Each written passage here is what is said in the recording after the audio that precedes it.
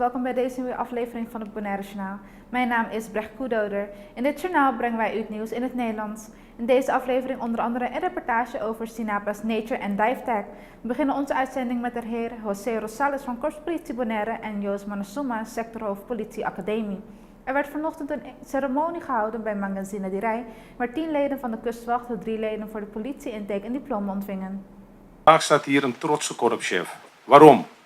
Ik heb jullie sollicitatiebrieven gelezen, jullie sportuitslagen en jullie psychologische uitslagen gelezen. Vervolgens heb ik jullie als aspiranten aangenomen. Hierna kwam het moeilijkste moment aan om collega's te worden. Moesten jullie voor jullie opleiding meerdere malen en voor langere tijd je familie en dierbaren achterlaten om de opleiding op Curaçao te volgen. Tijdens de opleiding waren genoeg uitdagingen, maar jullie hebben doorgezet en als een team een grote prestatie neergezet. Een opleiding moet natuurlijk afgesloten worden met een diploma. Wees er trots op en gebruik de opgedane theoretische en praktische kennis goed. Straks ontvangen jullie politiediploma's, maar jullie zijn nog niet klaar. Er volgt nog een stageperiode van 6 maanden. Als jullie die goed afsluiten, ligt er een vast contract bij KPCN voor jullie. En weet, ik heb hieraan geen twijfel. Jullie zullen het halen. Ik wil iedereen binnen de Kustwacht, Politieacademie en de KPCN bedanken die een bijdrage hebben geleverd aan jullie opleiding, maar nog meer aan ieders familieleden, vrienden en bekenden die jullie zeker gemist hebben, maar die jullie ook trots op jullie zullen zijn. Ik wens jullie heel veel succes in het korps. En ik vind het ook om meerdere redenen een hele bijzondere bijeenkomst dit. Laat ik ermee beginnen dat jullie een hele bijzondere klas zijn. En waarom bijzonder? Natuurlijk door de verhalen die Rob over jullie vertelt. Maar zeker ook omdat er 2 bloedgroepen zitten in deze klas. En dat is toch wel vrij uniek, moet ik zeggen. Kustwachters en mensen van de politie. Dat komt nergens anders voor. Ook in de praktijk, als jullie straks de criminaliteit gaan bestrijden, werk je samen met vele diensten. En ik denk ook dat dat, wat dat betreft, een hele goede voorbereiding is, dat jullie met elkaar in die klas hebben gezeten. Want straks moet je ook echt gaan samenwerken om die criminaliteit te kunnen bestrijden.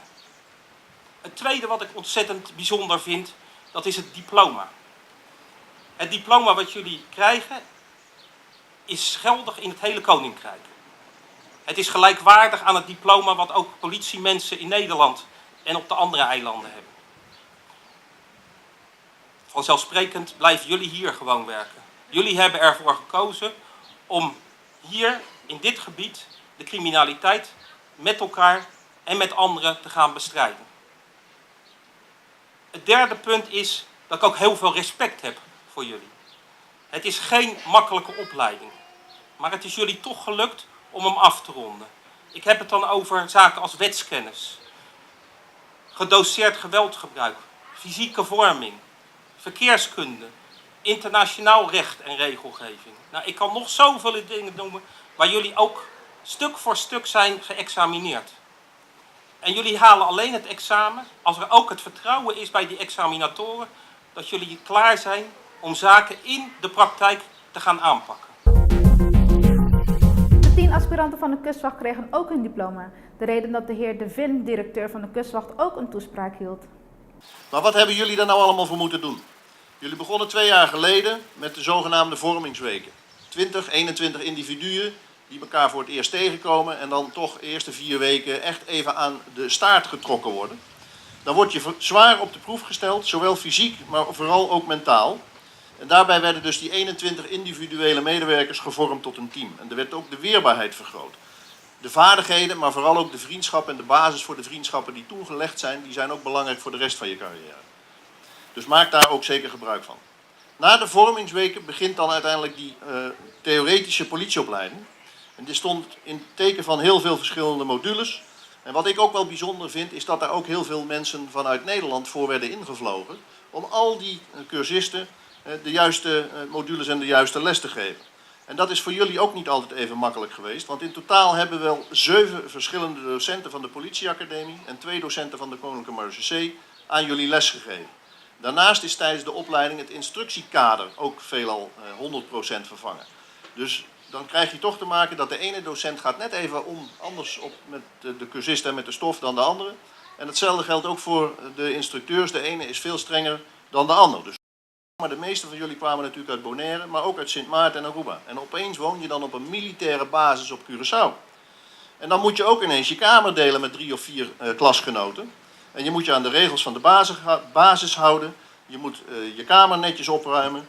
En om te kijken of dat dan allemaal goed ging, hadden we ook een bootsman, een schipper en later een sergeant, die dan vervolgens kamerinspecties uitvoeren. Dat is behoorlijk wennen. En zeker als alle kamers niet goed op orde waren, want dan moet je je omkleden en dan gaan wij ineens een fysiek element inbouwen. En dan ga je met z'n allen een rondje lopen of meerdere rondjes lopen. Dat is natuurlijk niet altijd even eerlijk, want jouw kamer zag er gelikt uit en toch ga jij met de groep samen een rondje lopen. Nou, maar dat hoort natuurlijk bij het groepsproces. De keten is zo sterk als de zwakste schakel. Het gaat er natuurlijk ook om dat je met elkaar die zwakste schakel sterker weet te maken.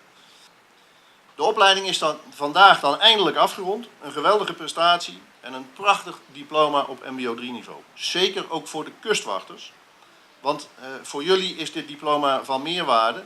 Omdat een kustwachter in principe 5 jaar bij de kustwacht mag dienen. Plus de 2 opleidingsjaren die hij heeft voltooid.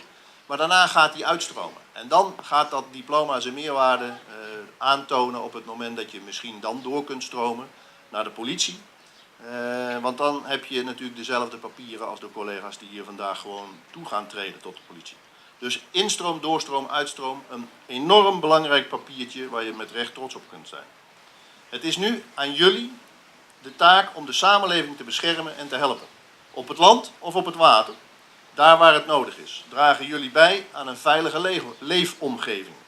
Die bijdrage beperkt zich niet alleen tot je werk. Ook in je vrije tijd zullen jullie landgenoten naar jullie kijken en van jullie net even iets meer verwachten dan van anderen. Jullie zijn namelijk wetsdienaren en geven ten alle tijden, dus 365 dagen van het jaar, het goede voorbeeld. Dronken op het strand betekent ineens een dronken kustwachter of een dronken politieman. Ook al is het weekend. Hoofdofficier Bouterse Zege had een heel belangrijke toespraak gehouden voor de aspiranten van de politie en de kustwacht. De hoofdofficier van justitie is altijd een beetje een vreemde eend in de bijt als het gaat om de politie.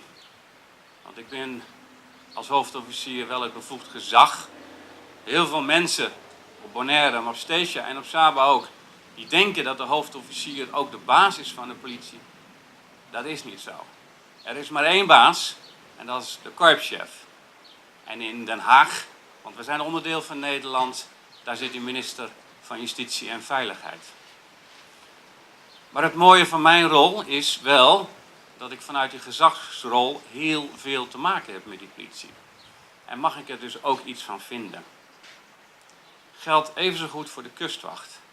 Want op het moment dat er een procesverbaal wordt opgemaakt, dan doe je dat uiteindelijk onder de verantwoordelijkheid van het Openbaar Ministerie. En daar wil ik iets over zeggen. En ik wil er eigenlijk 2 dingen over zeggen. Dat is de waarde van het procesverbaal. De waarde van het procesverbaal. Ons Nederlandse rechtssysteem zit zo in elkaar dat de rechter, de officier van justitie, op basis van wat jullie hebben opgeschreven, dat we daar blindelings op willen en op moeten vertrouwen. Dat is de basis van ons rechtssysteem. We hebben geen Amerikaans systeem, waarbij politiemensen voortdurend ondervraagd worden op zitting, getuigen opnieuw worden ondervraagd en aangevers opnieuw worden ondervraagd. We hebben wat dat betreft een efficiënter systeem. Maar we moeten wel kunnen blijven vertrouwen op wat er in het procesverbaal staat. Wat heb je gezien? Wat heb je gehoord? Wat heb je gevoeld? Enfin, die 7 gouden W's, die zullen ongetwijfeld nog weer ook in de opleiding aan de orde zijn gekomen. Maar toch moet ik zeggen dat dat niet steeds goed gaat. Nog niet zo lang geleden, in een ander land, maar wel in het Caribisch gebied, bleek dat er een procesverbaal van herkenning was toegevoegd aan het dossier, terwijl er helemaal geen sprake was van een herkenning van een verdachte. Dat is niet goed. Niet goed voor de verdachte, maar ook vooral niet goed voor het vertrouwen wat de burgers moeten hebben in het procesverbaal van de kustwachters en van de politiemensen. Een ander punt dat Bouterse naar voren bracht is het delen van informatie aan onbevoegde personen. Binnenkort wordt de hoge beroepszaak behandeld naar aanleiding van die vreselijke liquidatie op de heer Baks hier op het eiland. Wij weten, of misschien weet u het niet, maar ik weet het wel, dat een belangrijke rol daarin te spelen is geweest door een overheidsdienaar. Die overheidsdienaar die koos ervoor om informatie te delen. Dat, beste mensen, heeft hier op Bonaire geleid tot een vreselijk incident. Informatie delen, ook in Nederland, schering en inslag. Nog niet zo lang geleden zijn er forse gevangenisstraffen van 4 tot 5 jaar uitgedeeld, omdat een aspirant, in dit geval van het Amsterdamse politiekorps, dat heet tegenwoordig een eenheid van de politie, maar goed, van de Amsterdamse politie, dat die ervoor koos om met behulp van de informatie uit jullie processensysteem, om dat te delen met mensen die dat niet hadden mogen weten. 4 tot 5 jaar gevangenisstraf. En vervolgens ben je ook nog je baan kwijt. Ik weet, dit zijn incidenten. En dit moet ook een vrolijke dag zijn. En dit moet ook een vrolijke dag weer worden. Maar ik wilde ze toch even hier aan de orde stellen. Heel veel succes in jullie functies. En zoals voorgangers me ook al aangaven, zorg ook dat het vooral heel erg veel plezier oplevert. Heel veel succes, nogmaals, namens het Openbaar Ministerie en hopelijk een keer tot ziens. Dank u wel. Afgelopen weekend gingen er foto's op sociale media rond waarvan toeristen de Donkey Sanctuary Team een jonge ezel op een ruwe manier zien vangen. Marina Melis had al de politie erbij geschakeld voor deze akte en wilde de NOS-TV verder niet informeren.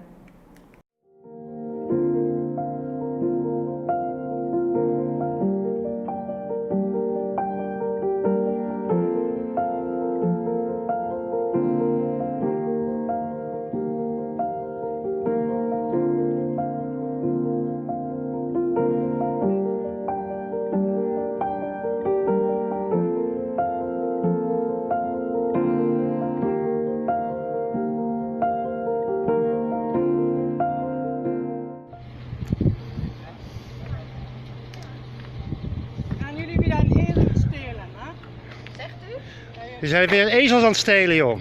Doe je dat stelen? Ja, dat noemen we stelen. Een jonge ezel bij de moeder weghalen. Wat zijn jullie toch helden? Wij hebben deze moeder al, meneer. Oh, heb je nou de moeder eerst weer gestolen en nu het jongen gaan halen? Ach, jongen, wat... Nee, is overleden. Oh, nee, maar je hebt de moeder al. Ja, je hebt hier natuurlijk de moeder overleden. Ja, spuitje gegeven. Spuitje gegeven, tuurlijk. Meneer. Doe even normaal, joh. Ja, ik doe normaal. Ik vind dat jullie veel ezels hebben. 700 is toch genoeg? Moet je eens kijken aan die voederbakken allemaal. Misschien kunt u even uw fatsoen houden. U weet Fatsoen houden, ja. helemaal niet waar het over gaat. Nee, natuurlijk niet. U mag mij niet filmen. Oh, waarom mag ik jou niet filmen? Mag jij de camera op mijn handen slaan?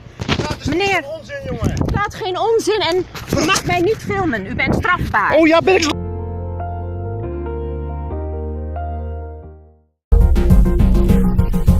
Wij gaan in de reclame en zijn zo bij u terug.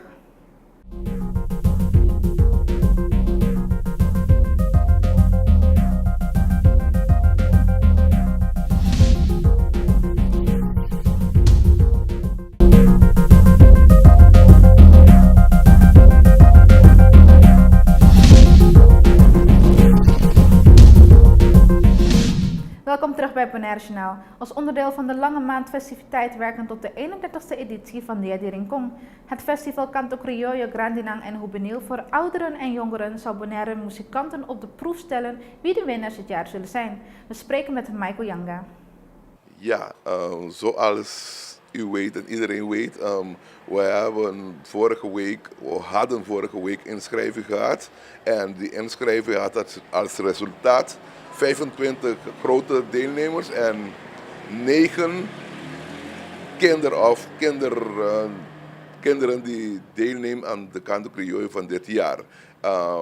Nu zijn we bezig met het collecteren van alle liederen op papier en dergelijke. En komende vrijdag zal een loting plaatsvinden voor de grote Canto Criollo. En dat zal komende vrijdag plaatsvinden.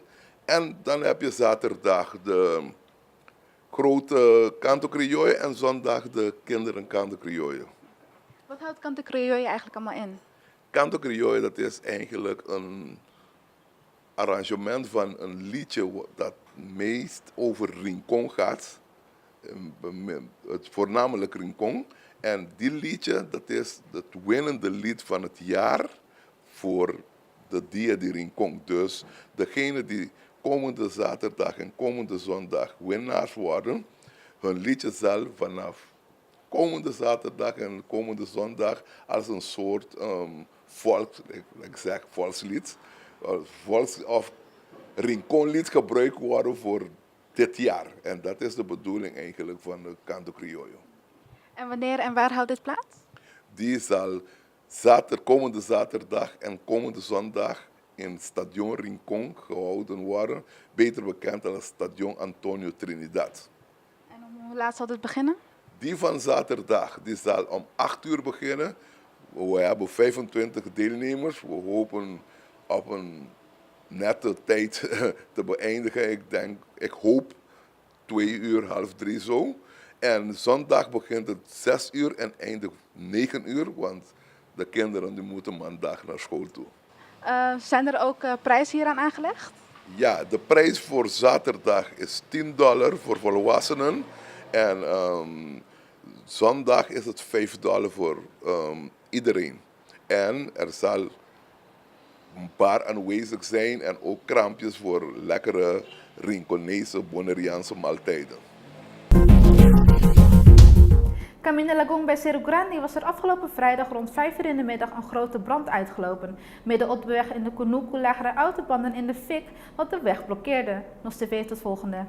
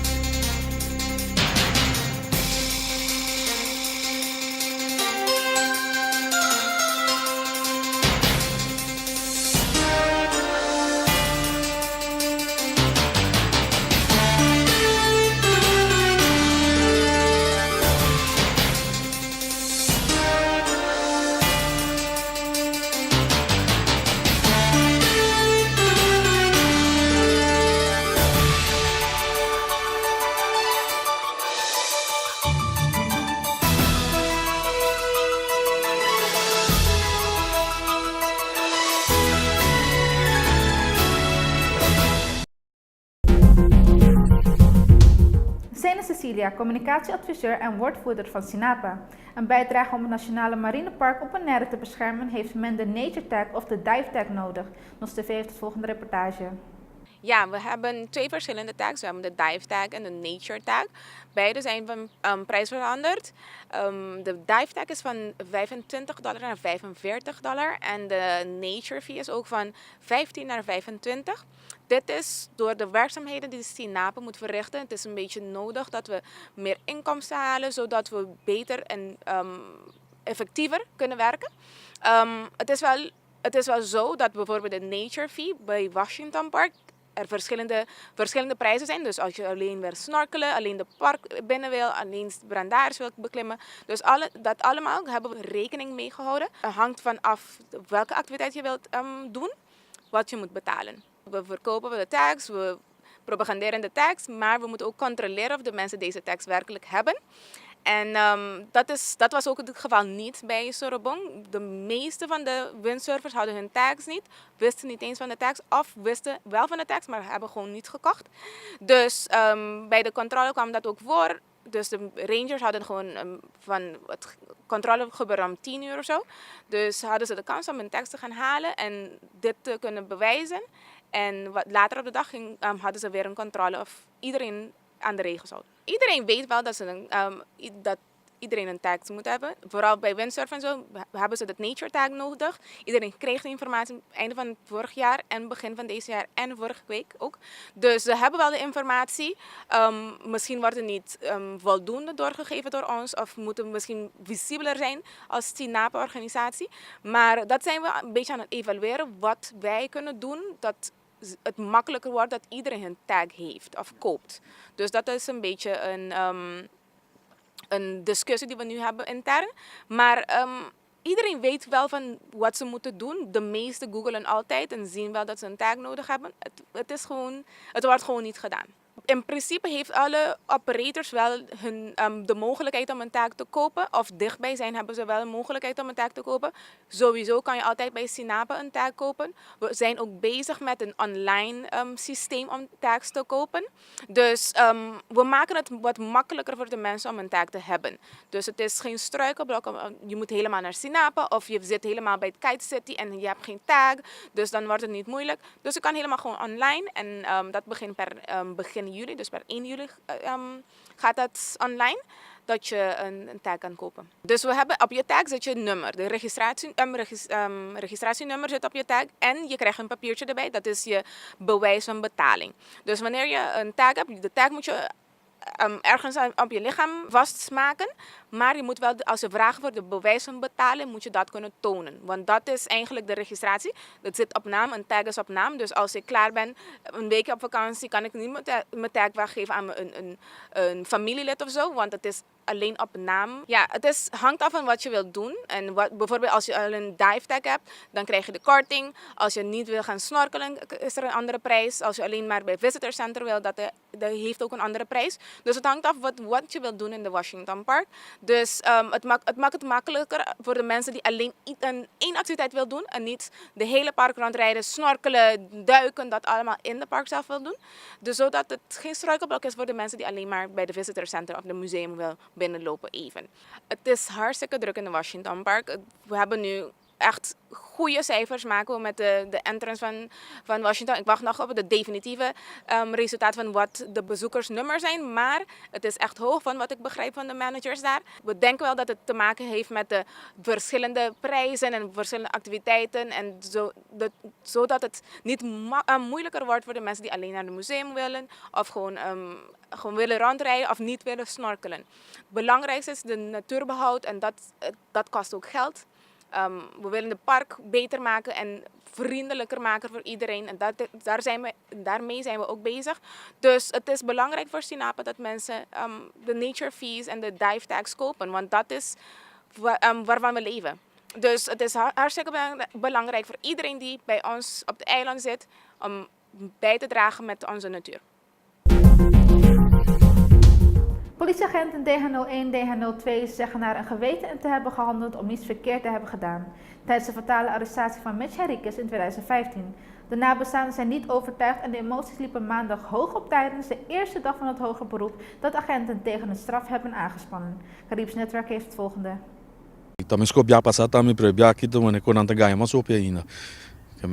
E abogado di polícia na abisa ku pasu cliente nan etabata hopi emocional pawak e imagem de detenção de Mitch biamas. Kiko senhor te pensa di sei? Kunanta te sinti nang emocional? No, te sinan da ganha. Ganha te ganha, porque se boar na ti momento nanta papia mané ko nanta hasina mes emocional, e ti momento ko nanta papia mané ku advogado general nota responder nang explica nang que sua pergunta está duidelijk en toen aan te bezien een manier que mané ko nanting skait lo que passa. Que men de história di nanta emocional no querem nang. Engano. Senhor, sua família bine inteiramente voor die Aruba, para aqui na e processo. Kiko Bolsonaro spera di logra agora aqui. Het proces, ja. Maar neem maar bij Sakaba, Riba Nieuws te heren. A mim personalmente, para mim bisau berabera, hoge beroep sakita, bij tu dos banda por bisa. Que men se tá para mim, se é que da mes coisas mes, já tá wens para nós cabo, passo nós que sluiten caso af, nós que ser caso, passo se wat wakker família tá ananta emocional, ananta malo, mi primo ananta malo, mi tante tá vira malo, tu tá favia de coski, tu tá hinderen 3 anos passando saúde. Maar como né? Que men digo se tá para mim, laga é caso mas nem que tal, mas logo do na straf com antinki e banseira é caso, pero lo que na hasi merece masi se boa bom que com na hasi ribe film bota wa que trobe, anto pero ban spera ku não pone cori ba jesi toch para não sentir que nazi malo so police na sina mas bisa cabo nota hor dinge politie korps na Holanda aqui passou não tá danha para outro não cuta bom se passou tem police cuta bom gewoon normal pero suna kita suna cuta danha para outro não tá danha na number what's com anto se não há nada ku kunang por bisa anto único costa que tá ku guarda ribe próximo vítima. Wat ik belangrijk vind is dat ik in ieder geval zie dat in hoger beroep het Openbaar Ministerie behoorlijk kritisch is. En dat had ik toch voor een deel gemist bij de rechtbank. Als ik het in uw herinnering breng, toen is er door de officier van justitie gevraagd om een vrijspraak. Goed, als ik kijk naar de kritische vragen die nu gesteld zijn en met name naar de antwoorden die, wat ik zeg, heel erg zwak zijn, kan ik me niet voorstellen dat dat weer gebeurt. Dus als je vraagt mijn verwachting, ik heb het eerder gezegd, appelleren in hoger beroep gaan dus is riskeren. En wat mij betreft maakt het Hof heel goed duidelijk aan deze agenten dat wat er gebeurd is absoluut niet kan. Wat me opgevallen is dat de agenten eigenlijk als het ware zeggen van nou, dit zouden we zo weer op deze manier doen. Daar komt het een beetje op neer. Dan is het eigenlijk vandaag echt, dat is vandaag, in de komende periode echt aan het Hof om duidelijk te maken, zo doen jullie het niet meer. Dit is strafbaar en als je het op deze manier doet, zal daar een reactie op volgen. U kijkt naar het Bonaire Journaal van deze week. Mijn naam is Brecht Koedouder. Ik wens u nog een hele fijne avond en graag tot de volgende keer.